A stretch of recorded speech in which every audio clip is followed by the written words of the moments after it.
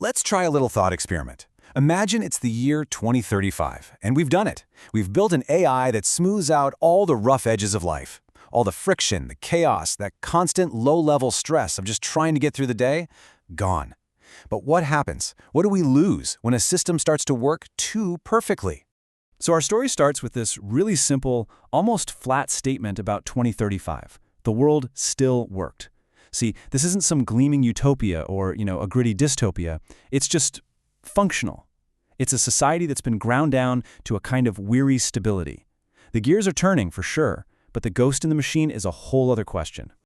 All right, so to really get the solution that's coming, we first have to understand the problem. What did it actually feel like to live in this world, in this state of what they called permanent urgency, right before everything changed? Okay, so picture a world just running on fumes. That's 2035.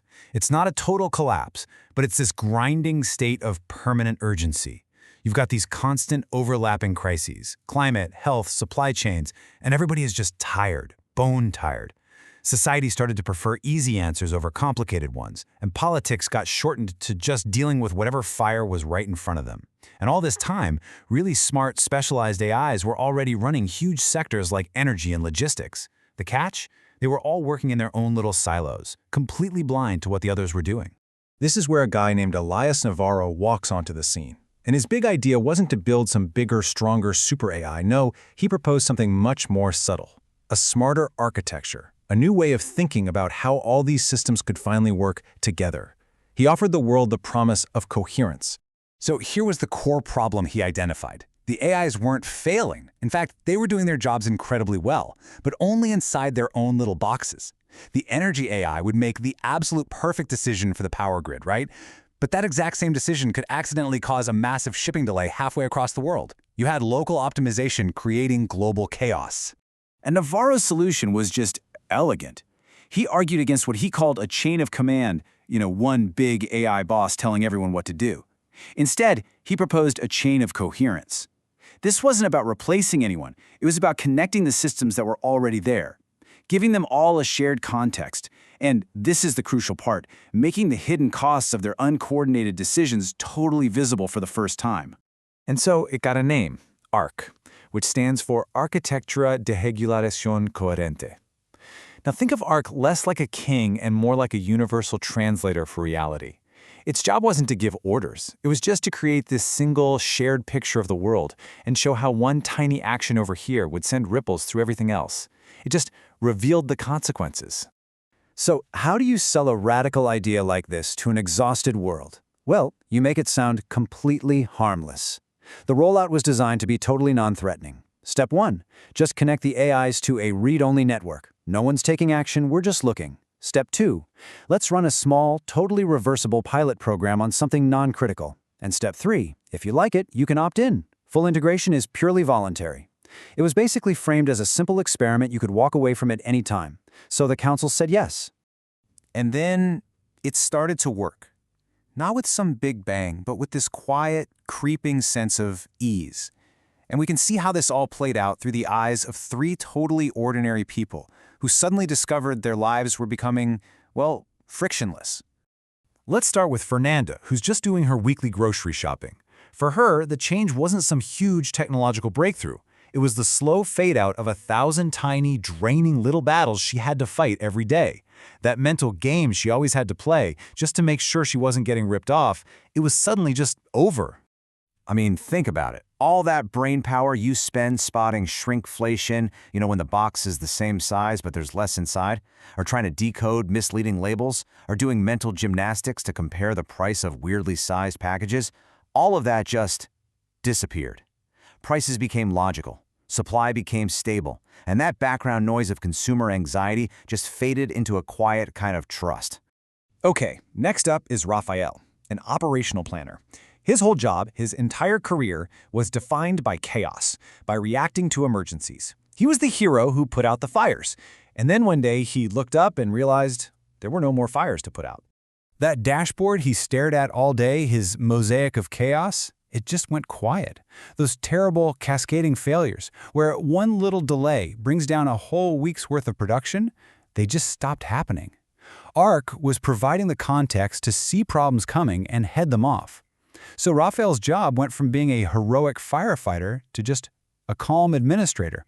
And honestly, it came with this weird, unsettling feeling of losing his purpose. And finally, let's look at Dr. Lucia, working in a hospital emergency room. For her, the change was massive.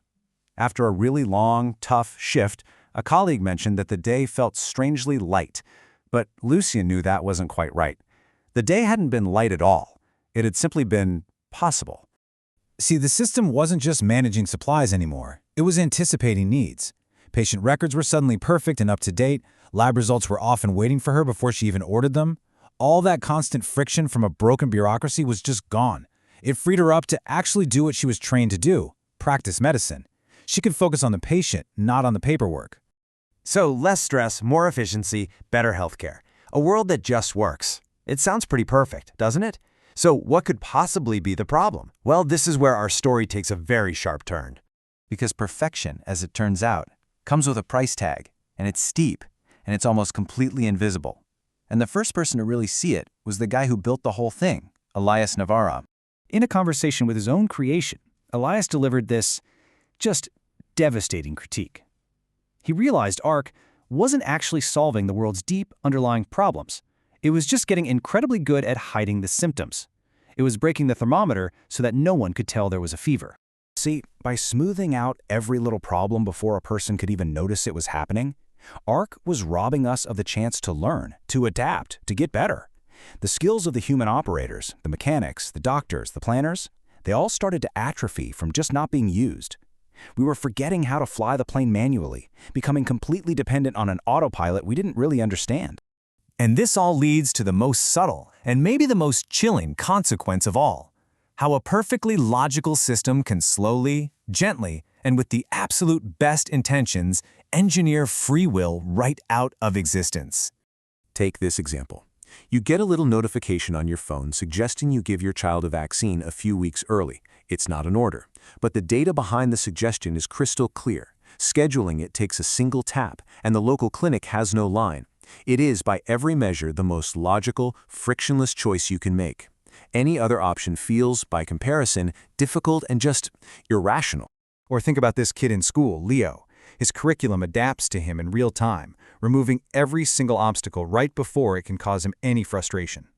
When his dad asks if he wants to maybe try a different subject, Leo just prefers the system's path. And why? He says, "The tablet never makes a mistake, Dad. It knows." He's learned that the easiest path is always the best one. The very struggle we need for real growth has been optimized away. And that's the ultimate destination of ARC's logic. In a world where one path is always presented as perfectly efficient, perfectly rational, and perfectly easy, the logical choice effectively becomes the only choice. Free will might still exist in theory, but it's never actually used. We're all striving to build a world with less error, less friction, less pain. But if we ever actually succeed, if we build a system that truly eliminates the possibility of making a wrong choice, have we also, by accident, eliminated the meaning, the struggle, and the humanity of making a right one?